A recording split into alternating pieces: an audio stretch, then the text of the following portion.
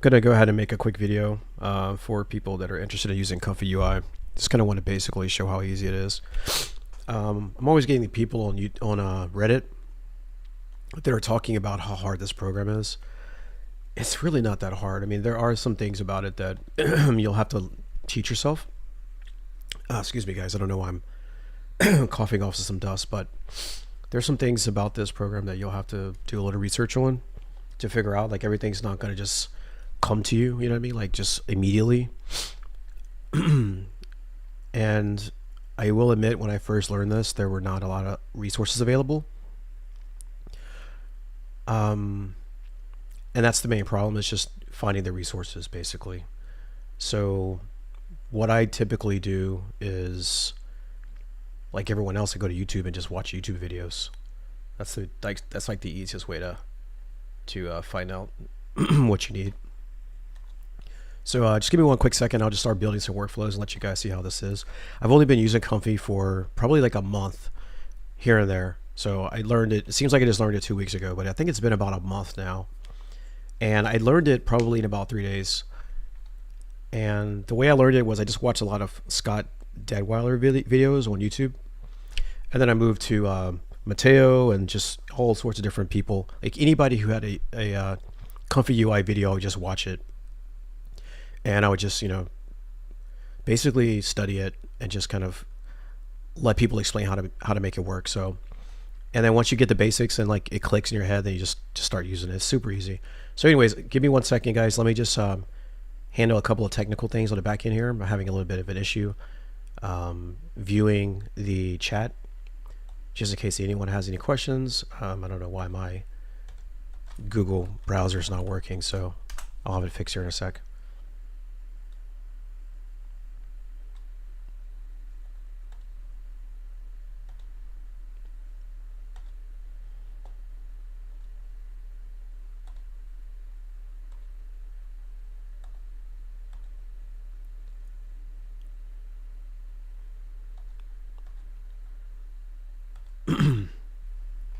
Okay, there we go. Sweet. I think it's working now.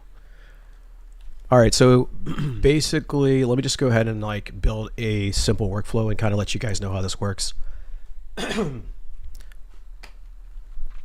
been a little while, maybe like a week or so since I've used this, so I might be a little rusty, but this is not going to be a video that's going to explain installation. You should already know how to do that before you get started. If you don't, just go online and Google ComfyUI and go to their GitHub page, and they'll have instructions on how to install the program.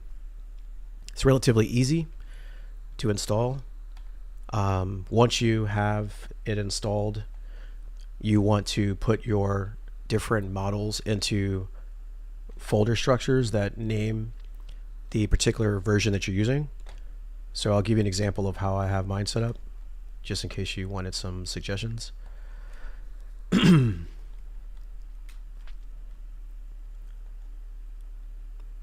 So like basically you go in the models folder, which you should be able to see here, and checkpoints are for the main ComfyUI, like, no, wait, how do I say this? The checkpoints are basically like for like the models, right? So you've got like two different places you can put them. You can either put them in checkpoints or you can put them in UNet. So like in UNet here, it's like Flux. So basically the Flux models will go there. You can also, I think there's some Flux models that go on the checkpoints folder as well. I've got mine actually on a different drive. So when you go in checkpoints in the ComfyUI folder, it's not there. So I've got it on a different drive. So I'll show you where that's at.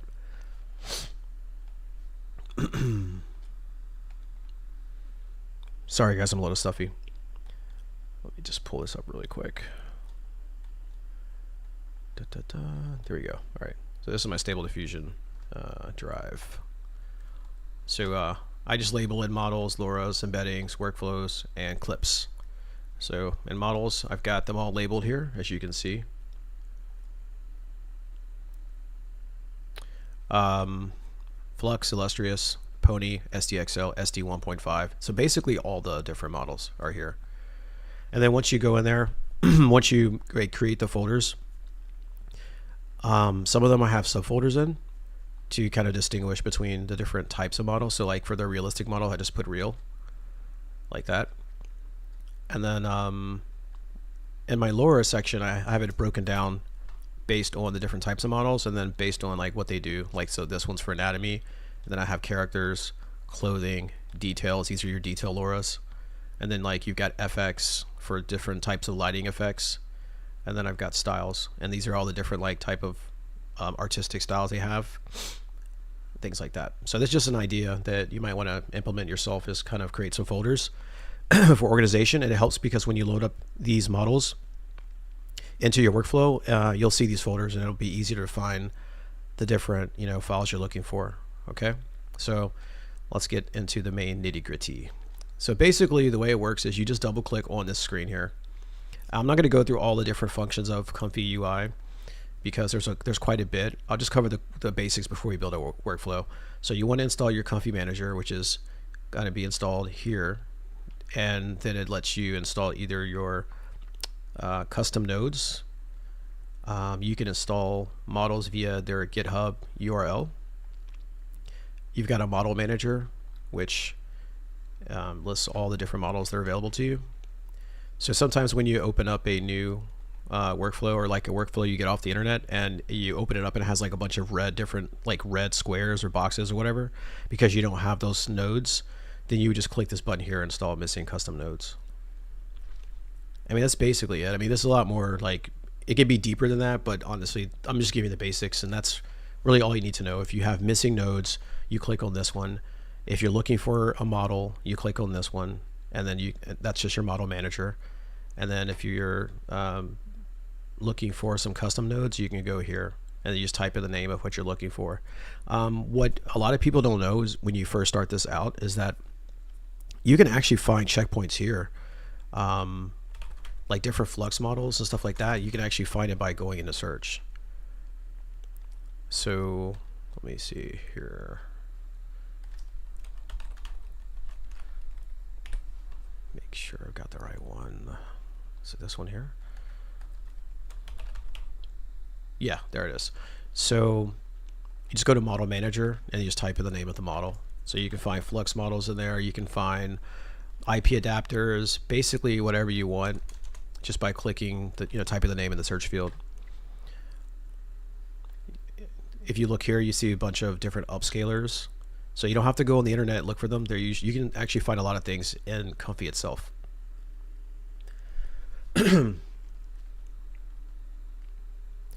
If you need to open a workflow, basically just go here where it says workflow, and then you can choose open. You can browse templates. They have a lot of default templates already built into Comfy.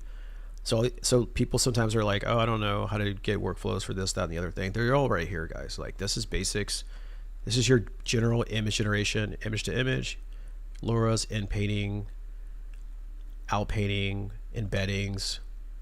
All this stuff is built into it. Here you go, your Flux workflows. There's dev, Schnell, in paint, out paint. You've got your control nets here. You've got your upscalers. You got video for WAN and LTX and Hunyan. You got your Stable Diffusion 3.5. You got your SDXL. I mean, it's all over here. So like most of what you need is already built into it.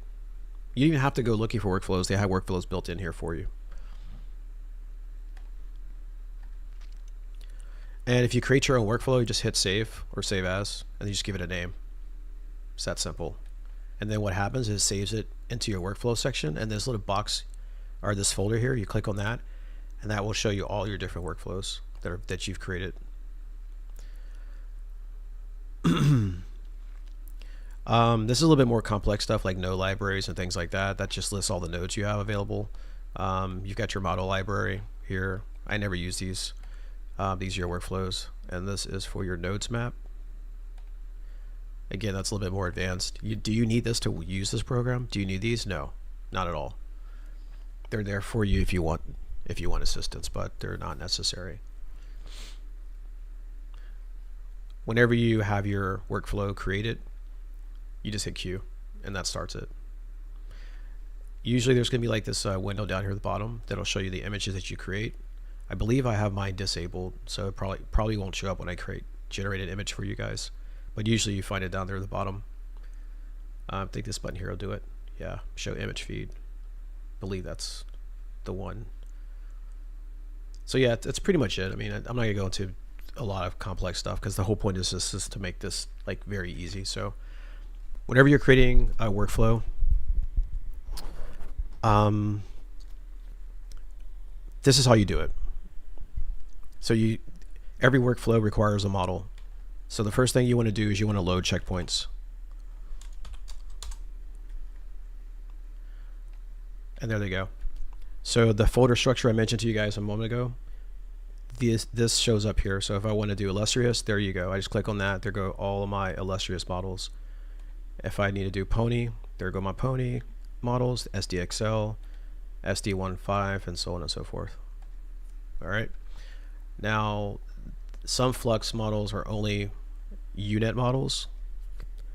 So you'd have to do like a, believe it's like the UNet. Oh, excuse me, it's low diffusion. That's what it is.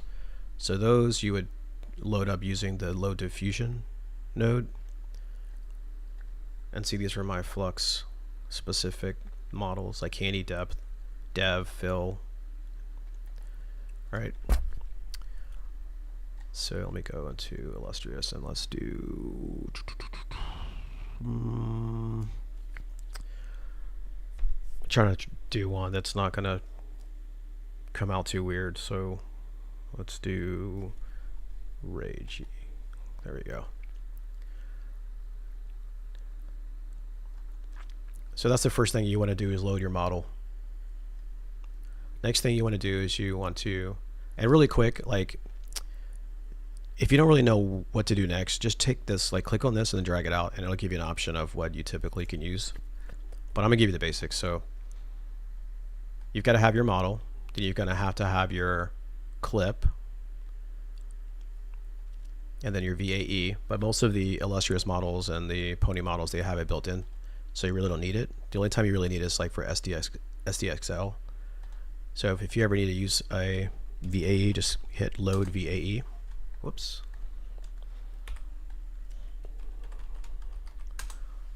And then you'd load it that way. So Flux will definitely need that. So let me just go ahead and do Flux really quick. And then we'll put there it goes. It's already built in.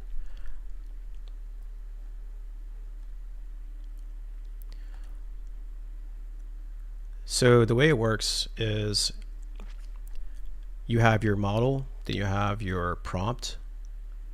You always have a negative and positive prompt. So you can just basically click on this and then hold down the Alt key and drag it and make a second one. Most people you'll see online, they change these colors and make them green for positive and then red for negative. And just connect them. This is a illustrious model, so it does not need a VAE. Pony ones don't typically need it either. And SDXL, they kind of almost don't need them as well, but yeah, usually you'll use one for that. But so we're going to skip the VAE part because that's not really necessary. Let me move all the Flux stuff over to the side. We'll come back to that later. And then you're going to need the K sampler, which is what mixes everything together. So basically, this is like the cook, right? It mixes all the different things together. So you just take your positive, put it there, negative, put it there. Whoops. The model goes to model. It's that simple. You'll need a latent image, which is the latent space. Think of it like the canvas. That's a good way to describe it. It's like a canvas. So you just basically open your empty latent image node and you set the resolution. SDXL models are better at 1024 by 1024. So we'll just do that really quick. Older models like the SD 1.5 are better at 512. That's all you really need to remember. And just connect that. And then you just have to just encode it in the end before it or rather decode it in the end before it becomes an image. So you just open the VAE decode node, connect that one. This VAE comes from this one, connect that. And then you just want to do your image. So we do save image, or if you want, you can do preview image.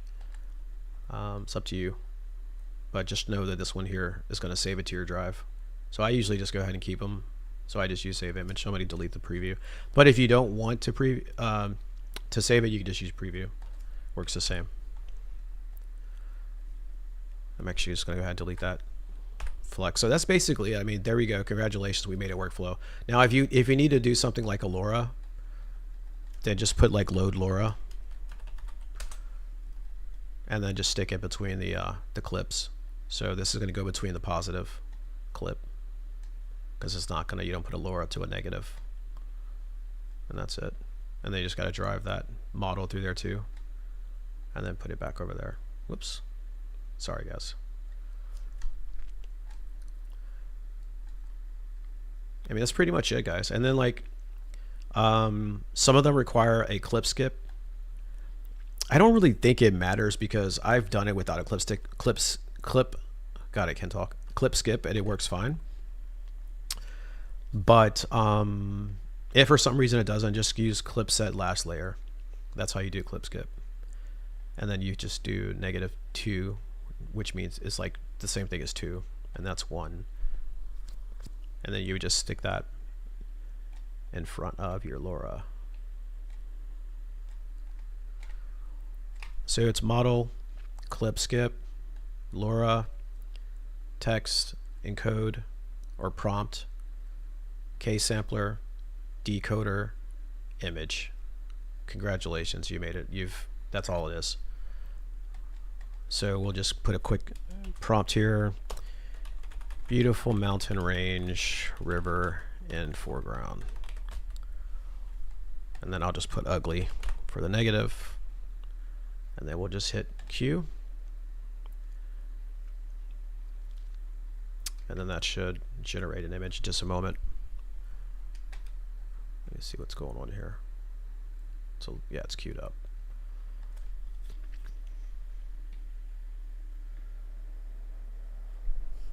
What's a LoRa? I think it stands for low rank adaptation. But basically what it is, it's like trying to think of the best way to explain it. It's kind of like helps your model do things that it's not naturally trained to do. So like say if you want to create an image of a specific character, like say Naruto or something like that, right? And the model that you are using doesn't really have Naruto in there.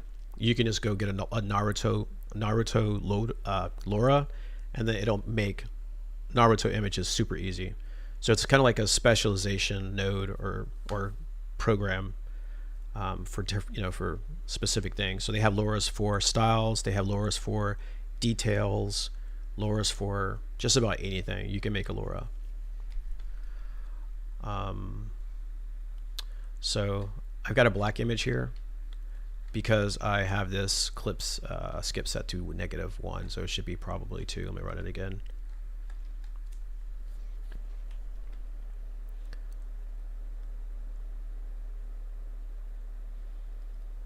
See, there it goes. All right, so there we go. We've got a mountain range. Now, let's dig in a little bit, and I'll show you like a couple other things that you might want to be aware of. So let me just test this real quick without clip skip. I'm just going to delete it, and it just automatically puts those connections together. And let's run it again and see if it generates the image.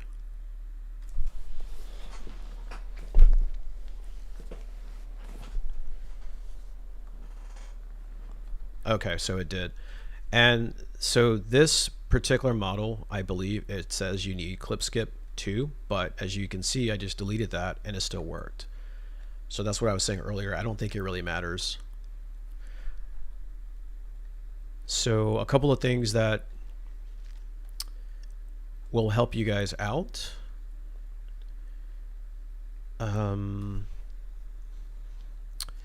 me figure something out really quick here.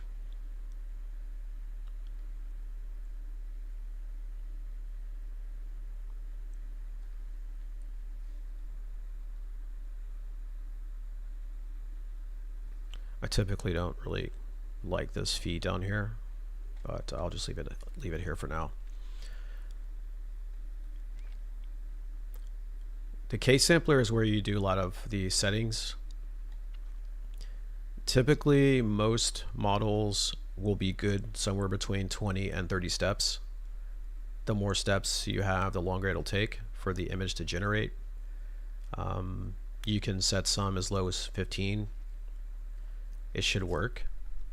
The CFG, which stands for Classifier Free Guidance, I believe, is kind of tricky to understand, but the way I have come to learn how it works is, depending on the model, higher values seem to stick closer to the prompt, and lower values tend to give you a little bit more creative freedom.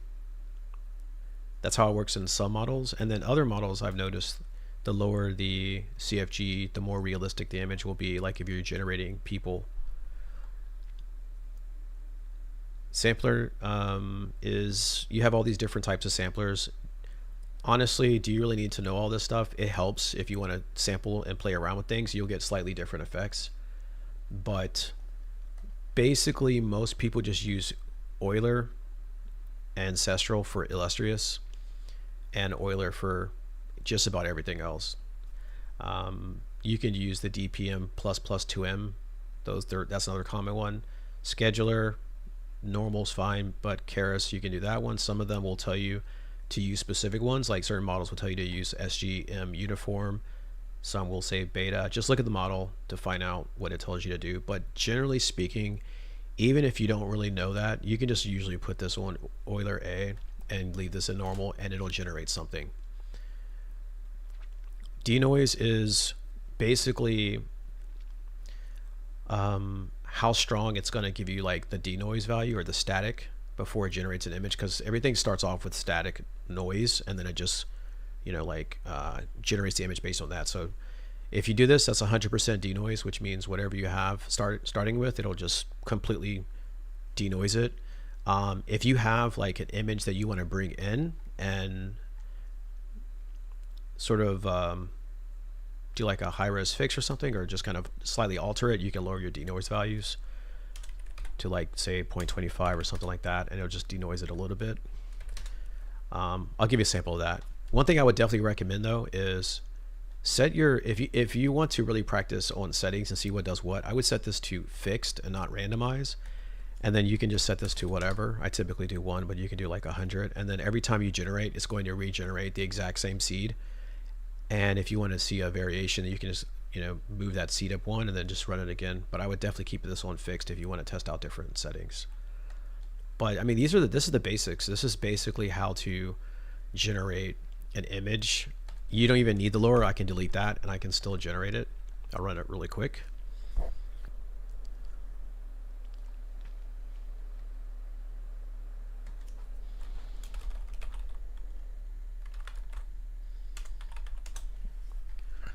As you can see, there you go. So like, if you want to upscale,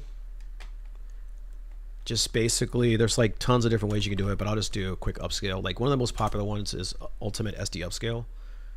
And you just basically take that from the image and just drag it here.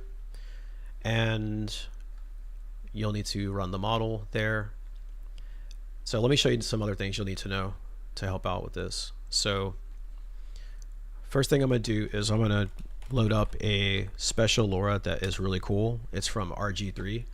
I would recommend you getting his node pack, which you can go to the Comfy Manager, and I believe you can just go to Custom Node Manager and then type in RG3 like that, and then just click on this and then choose install, and that'll install his nodes or her, depending on whatever.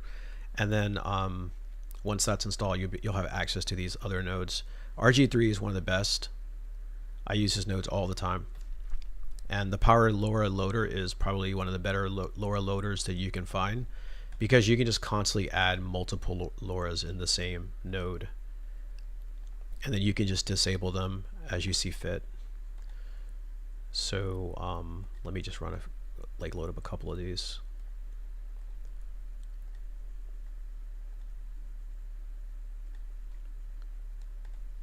Just like that. And then you can set their strength. So one is going to be 100%. That'll be 50. This will be 0.25 and so on and so forth. And then if you want to turn one off, just do that. So this is a really cool LoRa loader. You will be using LoRa's a lot, so I would recommend you getting familiar with this because they are very, very, very powerful. I use them a lot. I mean, there's so many different things you can do with them, like these really cool tricks you can do with them as well. So I would recommend using those. Another thing you want to do, you need to know about is like reroute nodes or rerouters, because as you can see, there's a lot of noodles here and things are going to be everywhere. By the way, people that don't like noodles, there's a little button here that just has the eye symbol. If you click that, the nodes are gone. If you don't want to see the noodles, they don't bother me though. Excuse me. So like reroute nodes. So basically, if you do this and then click reroute, it'll create that for you, and then you can sort of like chain these. Let me show you what I mean. So like, see how this is really, really long? You can just do this like that, and then do another reroute, and then bring it over there. I don't know why that's not working. There we go.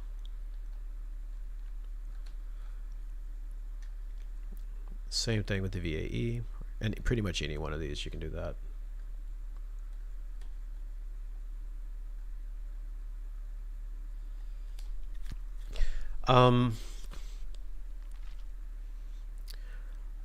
Another thing that is better than this though is using pipes. So yeah, I didn't know about pipes when I first started, but they're like way better to use. So let me show you how those work. So you just basically double click and then just type in pipe, and there's pipe in and pipe out, and there's multiple different people that have different versions of pipes. The easy use that you see here are just fine. If you move your mouse like this, you can kind of see a sample of how they all look. So I'm going to do a pipe in here, and then I'm going to do a pipe out.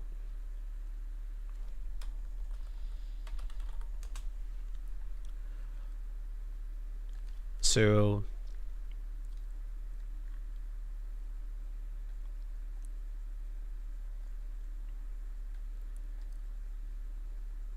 pipe in, you just bring all the different things you need into it.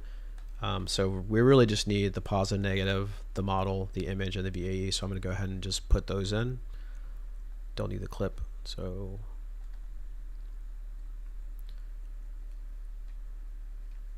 whoops.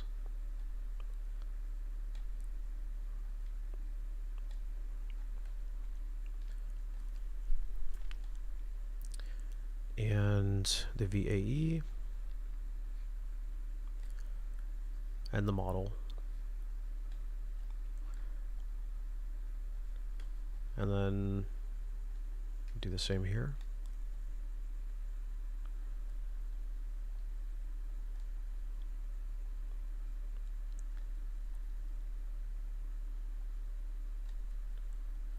And that's pretty much it. You can even do the image if you wanted to, but this image is coming directly from the VAE code. So, and kind of explain that, this mixes up all of the different things into, I guess, sort of like the latent space, and then the decodes it into a format where you can view it. So whenever you want to do an upscale, you're basically taking the decoded image, running it through the upscaler, and then it's going to upscale it for you. So rather than having all these wires going all the way from the beginning to the end here, you can just use this pipe and connect it there, and then you just connect the two pipes this way. So that's one super easy way of doing it.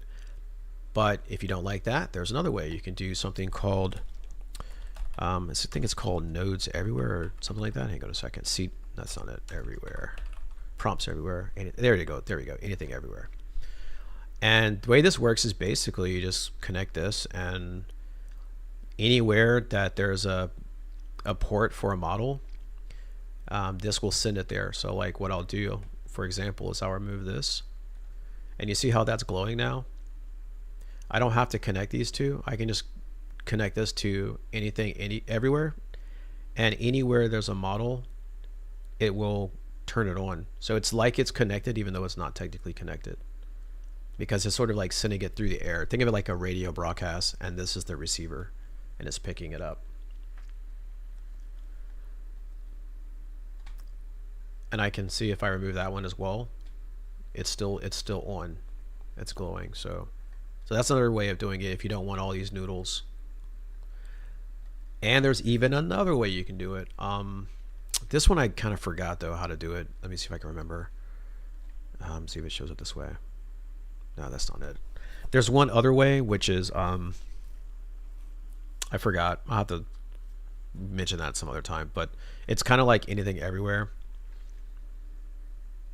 But it's a little bit different though. Sorry, probably shouldn't have mentioned that because I don't really have that one offhand. But there's just so many different ways you can do this. So there's lots and lots and lots of options. You don't have to do this in any one particular way. You can just kind of do whatever works for you. So you can connect them, you can use pipes, you know, and so on and so forth. But that's basically it. I mean, it's that simple. You know, you just put in your positive, put in your negative, set your steps to about 20, 25 if you want to add a little bit more detail. CFG can stay at 8, or if you want to change it to 5, you can do that. Just whatever. Just play around with these settings to see what they do. But usually these settings here are just fine. Like this right here is a good starter, and you're gonna most of the time you get a solid image out of that. Let me cue it up really quick. Whoops, forgot to do that.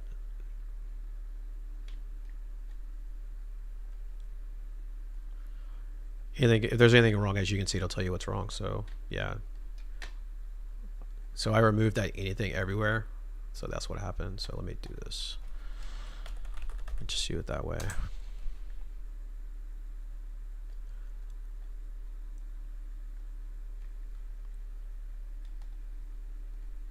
This should work now.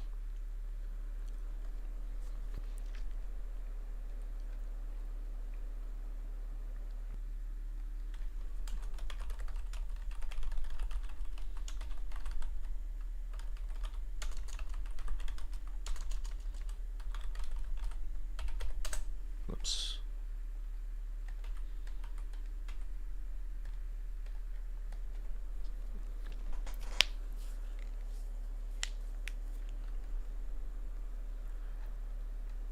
Just put something random in there.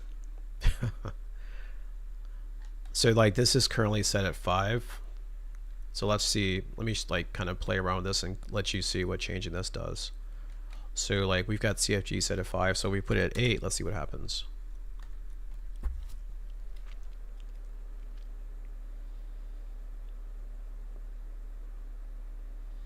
So it's a little bit more detailed. We'll put it down to 3, see what happens.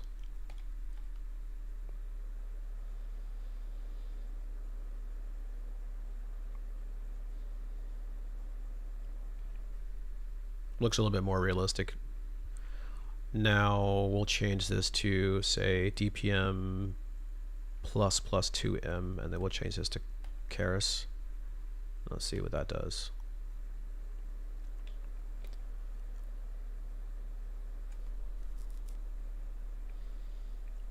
Yeah. So as you can see here, this is a fixed C, so all this is the same C, but all the different settings gives you a different effect on the image. Now let's go to the LoRa, and then we're going to actually give it so this is the smooth booster LoRa. I forgot to even turn this on. So what this one does is this actually adds additional detail. So I'm going to raise that to 1. It was at 50%, so I'll put it to 1, and let's see how that looks.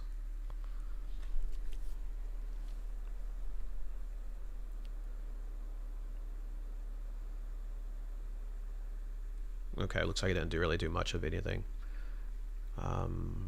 at 1. So turn this off and let's see what happens.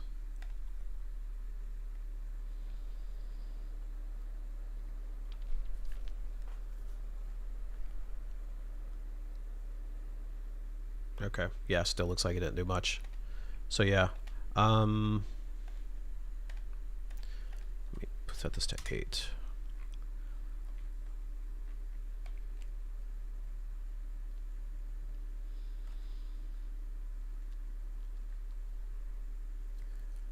Let me do range detailer, and then we'll set this one, and let me change this to, what else do we have here?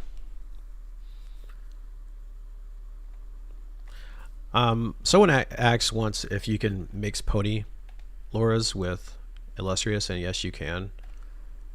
I use this background Laura all the time for detailed backgrounds.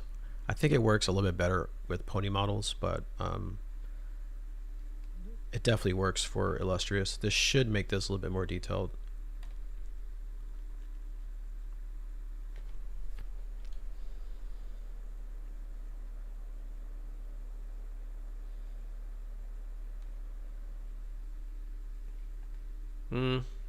It looks a little bit kind of contrasty actually, but this looks a little bit more realistic. So let me bring this down to like say 6, and then and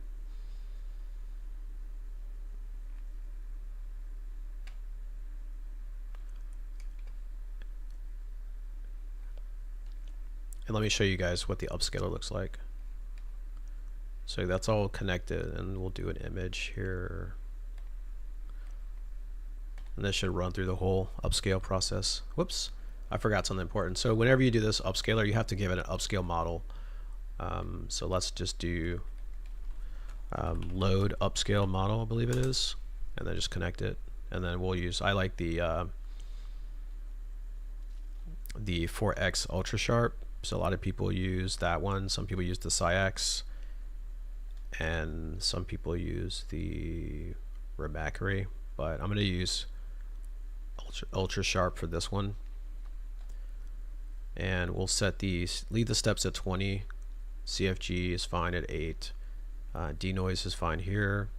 So yeah, I think I'm just gonna leave it at default settings and let you see what happens. And that's gonna upscale it at double the size.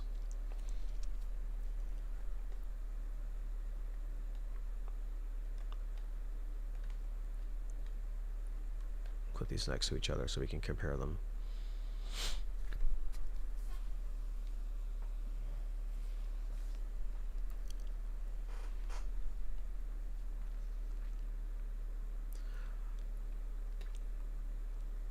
By the way, this is set for 20 steps, so it's going to take a couple minutes. I'm actually going to cancel this, and I'm going to go ahead and bring this down to 8, because I usually don't even do that high number of steps. I usually can do 8 or 10, and it's fine.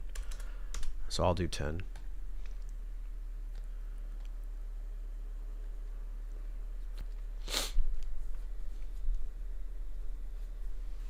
This is my favorite upscaler. Works really good.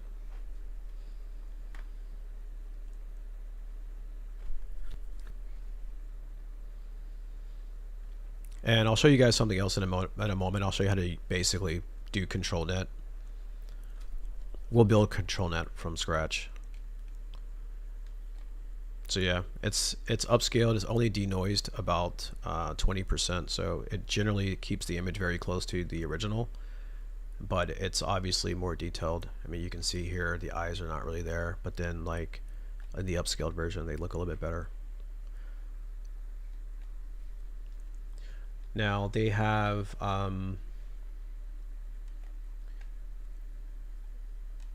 face detailers that you can use. You can build those, and that'll detail the face a little bit better. So let me try something else really quick here. We'll say a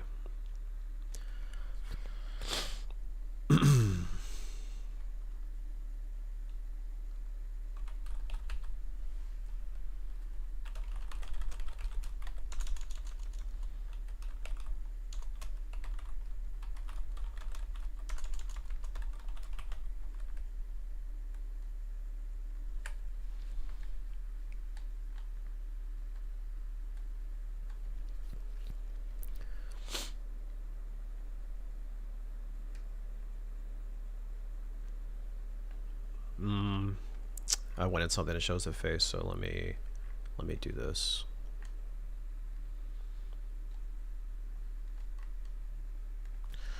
We'll say blue eyes, blonde hair, frowning, so that way it knows that I need a face.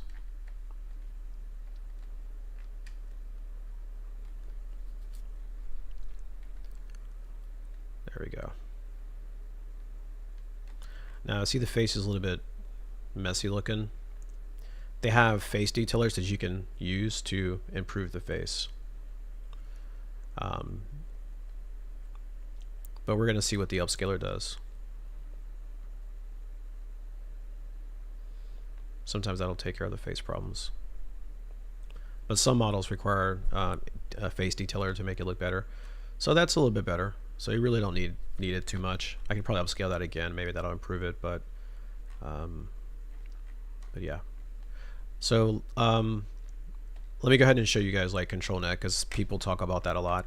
ControlNet works with all of these models, like SDXL, SD 1.5, Flux, and Illustrious, and Pony. So we'll build it from scratch.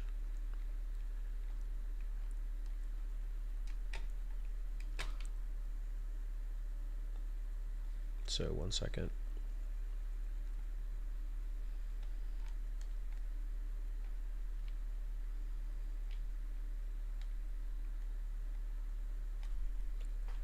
All right, so to do ControlNet, you're going to need a few nodes. You're going to need the apply ControlNet node.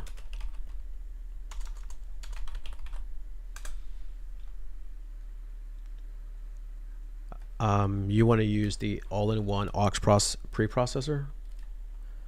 So anyone who's used A1111 knows that you have to use preprocessors.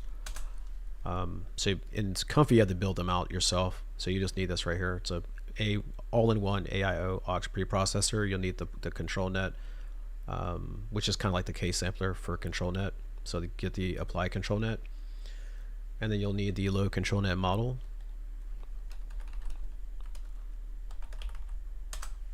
And once you build these out, just keep in mind that all you have to do is like save them as a template. You never have to build them out again. So some people complain about that, having to make this stuff. I'm like, dude, why are you not just saving workflows? There's no reason that you would want to build this over and over and over again. And then you need a preview image, and you need a load image node. So the load image node is because you're going to put an image in here to drive the ControlNet, and then you'll need the preview so you can get an idea of what the preprocessor looks like, which you'll see also like in A1111. So let's move this over a little bit. Excuse me. And yeah, that's pretty much it. So I'm going to connect the images to that. Whoops. And then you'll need the ControlNet goes here. And the only other thing you need is you'll need the positive and negative prompt to come through here, and then it goes out to the case sampler, and this image is so you can view it. So I like to put everything at the end, but you can put this wherever you want. I'm just going to put it here. So what I can do is I can either take these and drag them way over here. That's one option. I can do an anything everywhere like I did here. I can use a pipe. There's just so many different ways you can do this.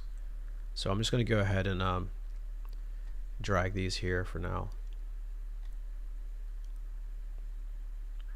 And then I'll put these into the case sampler, because the ControlNet always goes before the case sampler. And then we'll take the VAE, we'll bring it down here. And for this, we're going to do, since this is an illustrious model, I have it labeled as illustrious in a folder. So I'll use the illustrious open pose. By the way, illustrious works really, really well with open pose and ControlNet in general. I think it's probably the best out of all of them. The other ones work pretty good too. SD 1.5, SDXL, Flux has its models. Flux is the one. Flux works the worst, I think. They recently updated it though, so I haven't tested out the new one yet, but supposedly it's a lot better. I think it's one of these, a Zensor, I believe it is, if memory serves. It's an update. I could be wrong, but Flux historically has worked terrible, absolutely terrible, with ControlNet. So yeah, let's go ahead and use an image to drive this. So give me a second. Let me just pull up a image I have somewhere on my hard drive and show you guys how this works.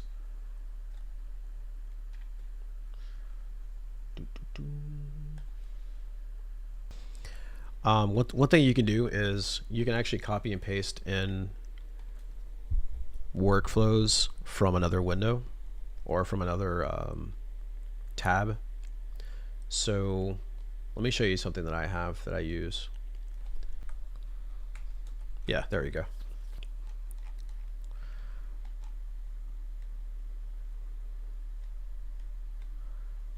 So I'm going to go ahead and delete all of this.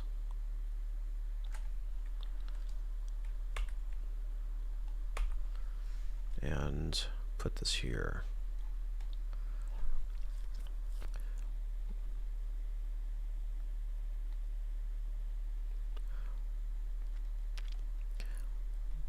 So this is basically an idea, another way you can do things. This is what I do. So I create these little, what I call plug and play workflows. And they're all set up. And you can kind of copy them into any workflow. And they have these ports here that are ready for you just to kind of plug and play and connect them to any workflow that you need. So this is my ControlNet master workflow. I've got 3 control nets here, and I can activate or deactivate any one of them by clicking on this eye, or not this eye, but this middle device or middle button here, which turns them red. Or you can use this here, the bypasser, which you can connect to this whoops, and you can turn them off this way. So these bypass nodes are pretty cool. The way they work is once you open them up, any group that you have in your workflow will show up here. You actually also can go into the properties panel, and you can, and I didn't know this until recently, but you can make this work only for specific groups. Like say you have 10 groups in your workflow, but you only want this to work on the ControlNet ones. You can right click on that particular bypass node, go to properties panel, open this up, and then you can type ControlNet under match title. That means this bypasser will only work for your control nets. So you can have a bypasser that works specifically for different types of workflows, or different types of groups rather, I should say. So that's a really cool technique. And as you can see here, you can also change things like your color and all that, but that's something I just learned myself the other day.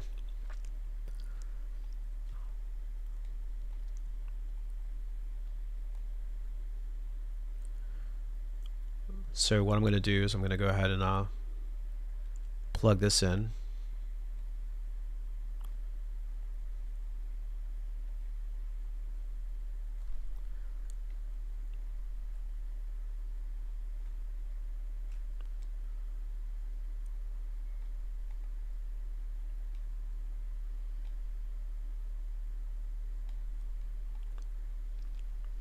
And then we'll have these go directly into the case sampler.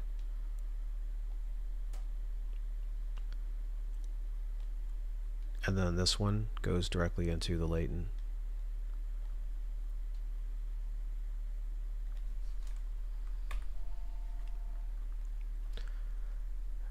Now, another trick you can do is if you want to use like the dimensions of the control net for your image, you can connect that directly to the latent. But sometimes you might actually want to use an empty one. So rather than having to constantly switch between these two like that, there's a node that's called any index switch. And what you can do is you can connect more than one node to it. And then depending on which one you want, you can just choose a switch for it. So I would just label this control net, for example. And then this one I'll name empty latent. And then depending on which one you want, you just hit the switch. So 0 is going to be the first one, and then 1 would be the second one, 2 would be the third one if you have another one, just like that. So like this time I'm going to use the control net, so I'll just leave it at 0, and then just keep that plugged in at all times.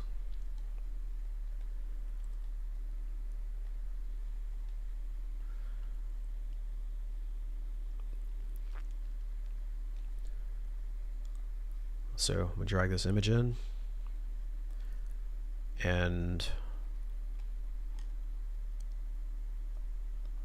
we'll leave this open pose here, and this is also going to be the any line art, and I think I'll turn off the depth anything. Actually, I'm going to keep that one on. That's a good one. So I'm going to turn off this one and see what happens.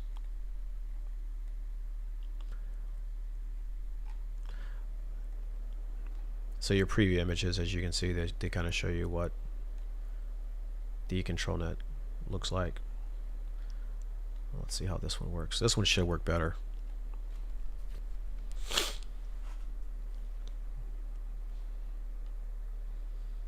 And there you go.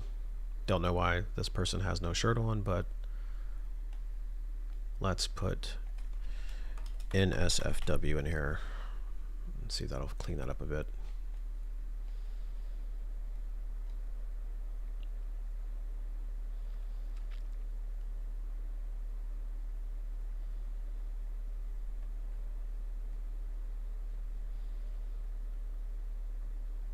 It still didn't work. Yeah, I don't know what's going on with that, but let me change that to that. And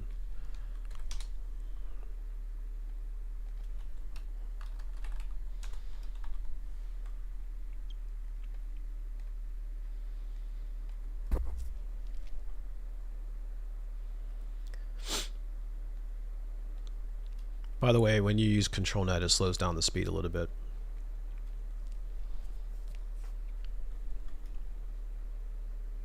There we go. Now we've got some clothes on. So yeah, that's it. So that, excuse me, that gives you a good idea of how to use existing, like if you have a really good character sheet that you like, you can just take that image and you can use that to drive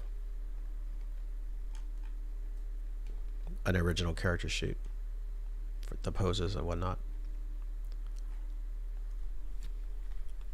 So yeah, that's pretty much it, man. That's just basically some really quick basics on how to use this program.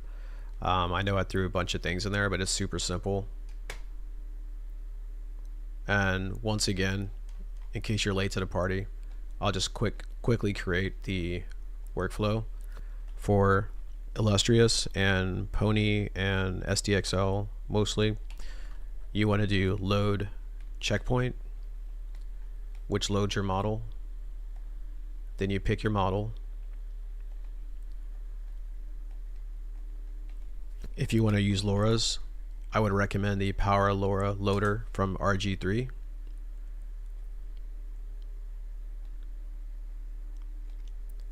You need your prompt. So that's going to be the clip text encode.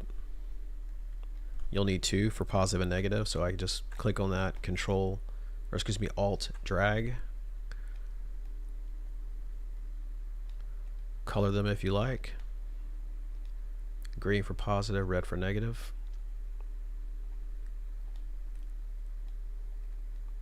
K sampler. mixes it all together. You can use either the K-Sampler Advanced or you can use the regular K-Sampler, depending on what you want to use, whatever works best for you. The K-Sampler Advanced is good if you have a start and end step that you want to use for refining or high-res fix, which we can talk about another time, because this is basically just the basics. You need a decoder to decode everything into an image, and then you just need something to save the image with or view it. Save image or preview works just fine. Then you connect them, match the colors.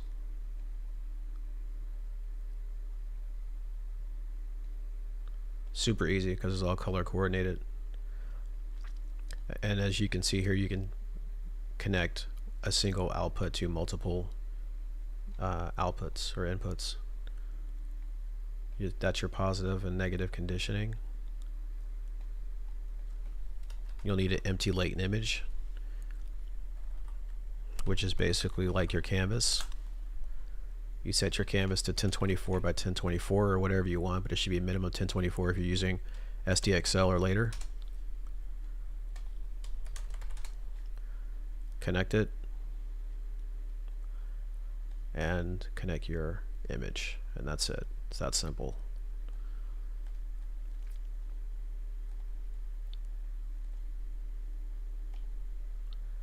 I recommend using folders to organize your models, and that's it.